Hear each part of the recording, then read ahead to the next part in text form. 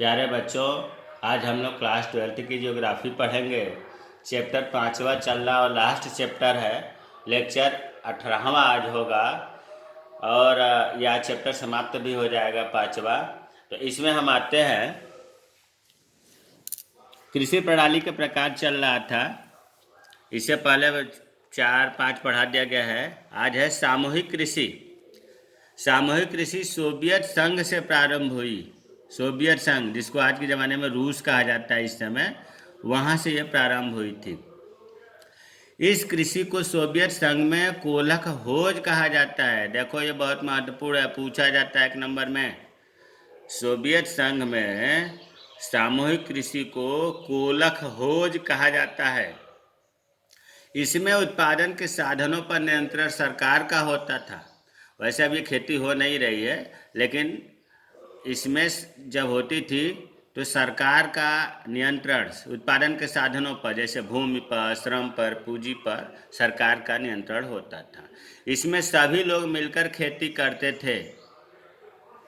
इस कृषि में कृषक अपनी दैनिक आवश्यकताओं की पूर्ति के लिए भूमि का छोटा सा भाग अपने अधिकार में भी रखता था। इस कृषि में फार्म बड़े आकार के थे। देखो, ये एक तुलना करते हुए चलें। एक सामूहिक कृषि ये है, इससे पहले आपको पढ़ाया गया था सहकारी कृषि, तो थोड़ा सा वहाँ चर्चा करूँगा। सामूहिक कृषि और सहकारी कृषि में बहुत ही अंतर पूछा जाता है। तो पहले सहकारी कृषि की बात करें। सहकारी कृषि में मैं बताया था कि किसान खेती करने के लिए वो आपस में अपना खेत मिला लेते हैं, केवल खेती करने के लिए, लाभ कमाने के लिए। मालिकाना हक उनका स्वयं रहता है। और जब खेती आपस में किसान मिला करके करते हैं तो उसके हिसाब से जिनका जितना ज़मीन होगा, जिनका जितना काम उसमें योगदान होगा, उसके हिसाब से उनको लाभ मिलता है। लेकिन सामूहिक कृषि में क्या होता है, किसान तो इसमें भी मिलाते हैं अपने ज़मीन को, लेकिन अपने ज़मीन को वो सरकार को दे देते हैं, अर्थात नियंत्रण सरकार का हो जाता है। यहाँ मेन अंतर यह है कि उसमें था कि किसानों का नियंत्रण आता है, लेकिन इसमें साधन सरकार का होगा और इसमें भी सभी लोग मिलकर खेती करते हैं। तो होता क्या है कि जब सरकार मिला देती है खेती करने के लिए और किसान को अपने पर्सनल यूज के लिए कुछ खेत फसल बोना हो, तो खेत का, भूमि का थोड़ा सा भाग जो है अपने अधिकार में रखते हैं। जैसे मान लो कि उसको अपने सब्जियां, थोड़ा बहुत दाल बोएगी। तो सामूहिक कृषि और सहकारी कृषि में अंतर खूब पूछा जाता है। अब है खनन। पृथ्वी की सतह से अथवा भूगर्भ से महत्वपूर्ण खनिज संसाधनों को निकालने की क्रिया को खनन कहा जाता है। खनन खनन का मतलब खुदाई से है। जमीन के अंदर खनिज पदार्थ है। देखो, खनिज पदार्थ दो दो तरह से है। मतलब एक तो सतह पर है, थोड़ी सी मिट्टी हटाए और खनिज पदार्थ मिल गया, और एक है भूगर्भ में, बहुत नीचे जमीन के अंदर।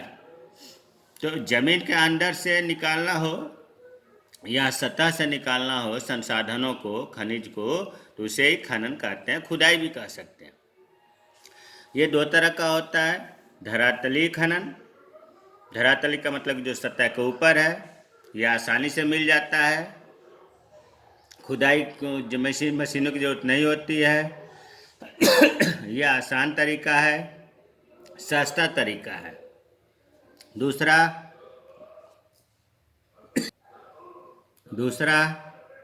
भूमिगत खनन, जो बहुत ज़मीन के अंदर खनिज पदार्थ मिलता है। इसे कहते हैं कूपकी खनन। कूपकी मतलब बहुत कुआं, इतना नीचे। जब खनिज अयस्क एक शब्द आ गया। प्यारे बच्चों, देखो, कोई भी चीज़ जब ज़मीन से निकालते हैं, जैसे मान लो कोयला या लोहा है, तो लोहा शुद्ध नहीं मिलता है। उसमें मिट्टी भी होगी, कंकड़ भी होगा, राख भी होगा, लोहा भी होगा। उसे जब हम बाहर निकाल करके उसे मशीन की सहायता से साफ करते हैं, तब वो लोहा बनता है। तो जो ज़मीन से निकालते हैं उसे अयस्क कहते हैं। उसी तरह से जब खनिज निकाला जाता है तो उसमें खनिज के अलावा अन्य पदार्थें मिली होती हैं, तो हम खनिज अयस्क कहते हैं। तो भूमिगत खनन में धरातल के बहुत नीचे से निकाला जाता है, जिसे कहते हैं भूमिगत खनन। यह बहुत जोखिम भरा होता है। उसमें बताया गया था धरातली सतह में कि सस्ता है, आसान है, लेकिन ये जोखिम भरा, क्योंकि बहुत नीचे से निकालना है। नीचे विभिन्न प्रकार की गैसें होती हैं, दूरी बढ़ जाती है, पानी निकल आता है, तो जोखिम भरा है। अब छोटे छोटे प्रश्न इस पाठ के। रेंच, RANCH क्या है? रेंच क्या है? देखो बच्चे, इससे पहले आपको पशुपालन में बताया गया था। पशुपालन दो तरह का होता है। एक बताया गया था कि चलवासी पशुचारण, दूसरा बताया गया था वाणिज्य पशुधन पालन। वाणिज्य का मतलब व्यापार की दृष्टि से बहुत बड़े पैमाने पर पशुपालन किया जाता है, तो उसे हम कहते हैं वाणिज्य पशुधन पालन। और बड़े पैमाने पर किया जाएगा तो क्या होगा? सैकड़ों वर्ग किलोमीटर क्षेत्र, मतलब बहुत लंबा चौड़ा बाढ़ होता है, उसमें पशुधन वाणिज्य पशुधन पालन किया जाता है। तो प्रेयरी क्षेत्र, कल मैंने बताया था उत्तरी अमेरिका के घास के मैदान को प्रेयरी क्षेत्र कहते हैं, और वहाँ पर अगर पशुपालन होता है तो वहाँ के लोग, मतलब प्रेयरी क्षेत्र के लोग, इस पशुपालन को कहते हैं रैंच। इस जगह पर निर्भर है। इस जगह वाले उत्तरी अमेरिका में प्रेयरी क्षेत्र के जो लोग हैं, वाणिज्य पशुधन पालन जो करते हैं, वो पशुपालन को वहाँ के लोग रैंच कहते हैं। तो इसका उत्तर बढ़िया याद होना चाहिए कि उत्तरी अमेरिका के प्रेयरी क्षेत्र में जो वाणिज्य पशुधन पालन किया जाता है उसे रैंच कहा जाता है। एस्टेंसिया ठीक वही चीज़ है। वाणिज्य पशुधन पालन में पशुओं को सैकड़ों वर्ग किलोमीटर क्षेत्र के बाड़ों में रखा जाता है, जिन्हें पम्पास क्षेत्र दक्षिण अमेरिका में एस्टेंसिया। अरे उत्तरी अमेरिका के प्रेयरी क्षेत्र के पशुपालन को रैंच कहा जाता है, तो दक्षिणी अमेरिका के पम्पास क्षेत्र के पशुपालन को एस्टेंसिया कहा जाता है।